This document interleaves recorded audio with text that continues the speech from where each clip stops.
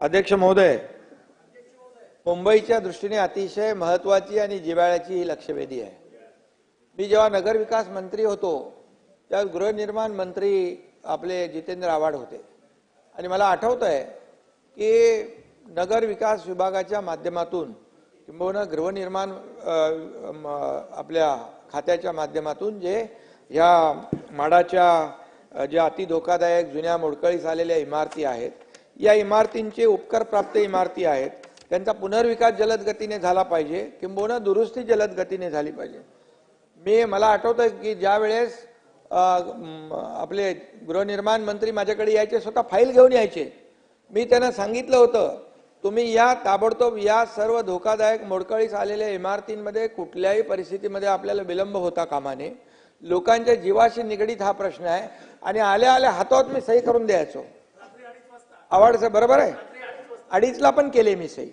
त्यामुळे यामध्ये एकच आहे, सरकार जे आहे अतिशय संवेदनशील आहे या विषयामध्ये आणि म्हणून यामध्ये मी जेव्हा डिसेंबर 2026 मध्ये नवीन कलम 79 मध्ये त्याच्यात देखील आपण अंतर्भूत करण्यात आलं, त्याच्यात बदल केला आपण। त्याचबरोबर 22 तेच ना, नाही 22 मध्ये सॉरी, तर इथं अजय चौधरी आहेत, त्यांच्या विभागातला देखील असाच प्रश्न होता।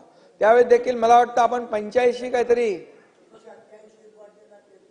388 इमारतींना 33(2) प्रमाणे आपण ताबडतोब निर्णय घेतला। त्यावेळेस मी कधी कुठलाही कोण आमदार आहे काय कुठल्या पक्षाचा काही बघितलं नाही। मला एवढंच आहे जयंतराव की या मुंबईतले धोकादायक इमारतीमध्ये राहणारे रहिवासी यांचा जीव धोक्यात येता कामा नये, हे पुनर्विकास झाले पाहिजेत आणि म्हणून यासाठी जवळपास कलम 79 प्रमाणे ये 854 लोकांना नोटिसा बजावल्या।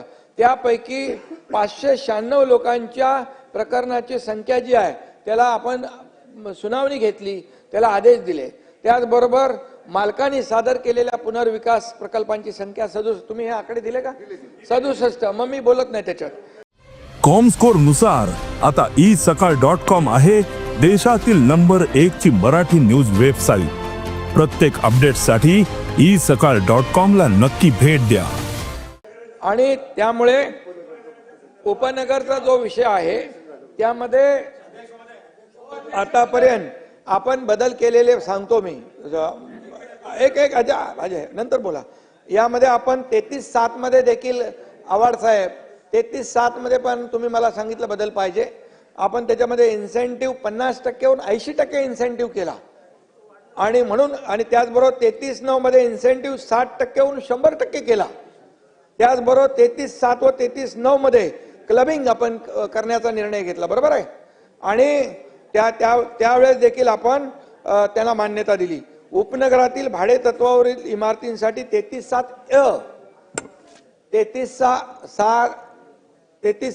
मध्ये देखील आपण तरतूद केली, बरोबर। यामुळे मला आठवत आहे की मुख्यमंत्री होण्याच्या पूर्वी मी नगर विकास मंत्री असताना यामध्ये अनेक जे निर्णय घेतले आपण हे फक्त आणि फक्त लोकांच्या हितासाठी घेतले।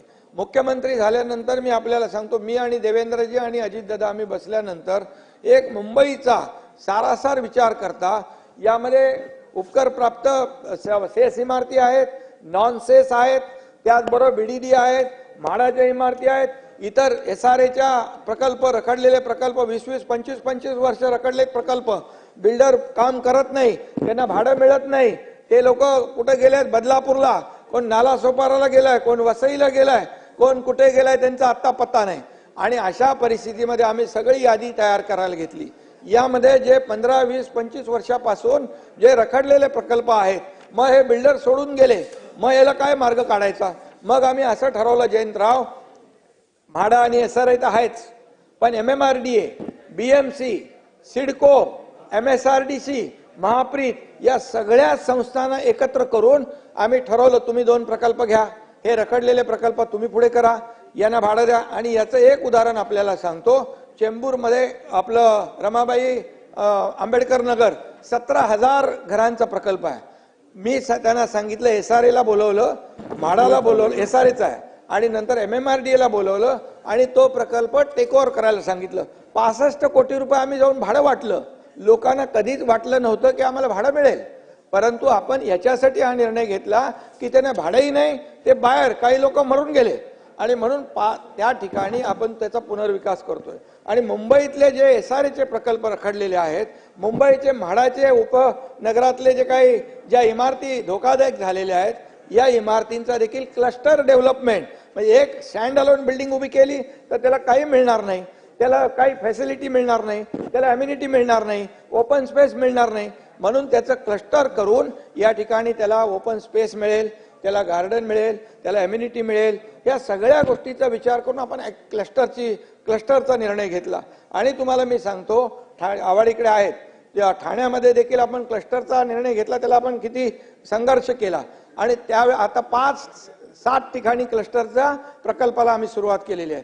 आणि म्हणून मुंबईतले जे रखडलेले प्रकल्प आहेत, मग त्याच्यामध्ये दुसराही विषय असा आहे, फनेल झोन मधले काही लोक आहेत. या फनेल झोनमुळे आपल्या विमानाचे फनेल झोन असल्यामुळे हाईट रेस्ट्रिक्शन आहे. हाईट रेस्ट्रिक्शन असल्यामुळे त्यांना तिथं आपल्याला उंची वाढवता येत नाही. त्याच्यावर पण आम्ही विचार करतोय की बाबा ह्या इमारतींचा पुनर्विकास कसा होणार, कारण ते रखडलेत, उद्या धोकादायक इमारती आहेत, पडले माणसं मरतील.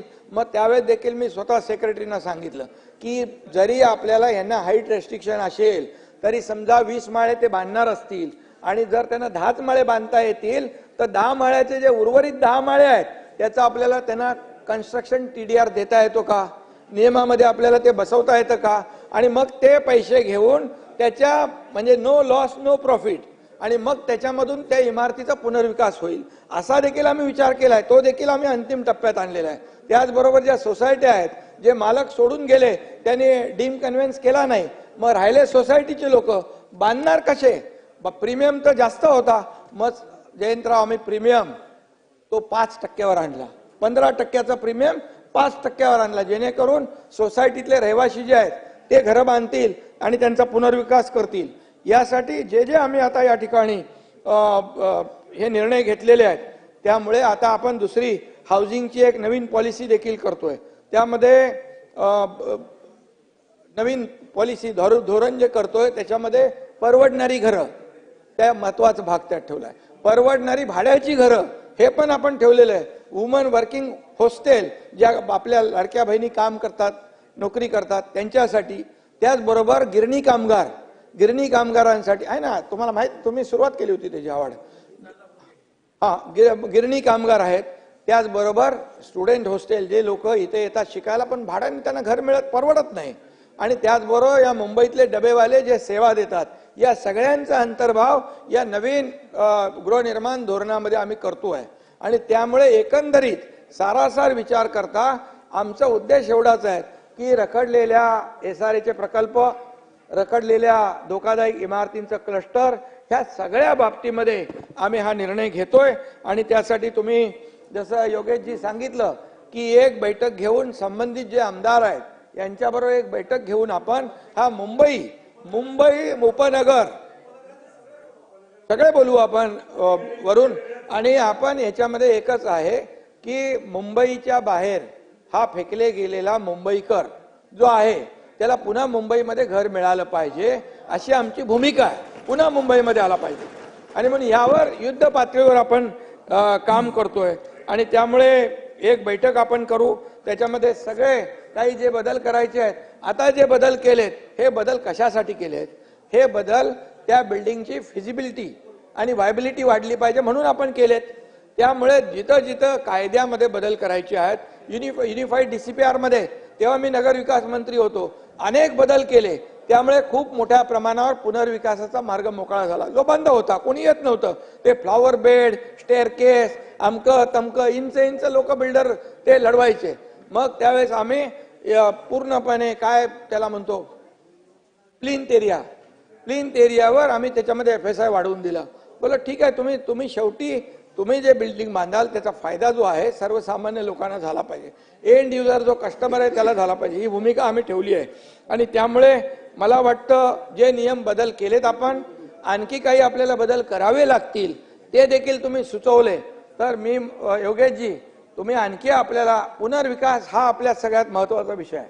त्यामुळे आणखी काही बदल करायला लागले नियमामध्ये, कायद्यामध्ये, तरी सुद्धा गृहनिर्माण मंत्री म्हणून आणि नगरविकास मंत्री म्हणून हे आपण त्या ठिकाणी करू आणि हे संपूर्णपणे रखडलेले प्रत्येकाच्या आमदारांच्या मतदारसंघातले प्रकल्प आपण मार्गी लावू. आणि उपमुख्यमंत्री महोदयांनी विस्ताराने उत्तर दिलेलं आहे, सर्व विस्ताराने, आणि बैठक पण आता होणार आहे. देश विदेशातील प्रत्येक घडामोडींचे लाईव्ह अपडेट मिळवण्यासाठी आता साम टीव्हीच्या सर्व सोशल मीडिया प्लॅटफॉर्मला लाईक, फॉलो आणि सबस्क्राईब करा. तसंच सर्व नोटिफिकेशनसाठी बेल आयकॉन प्रेस करायला विसरू नका.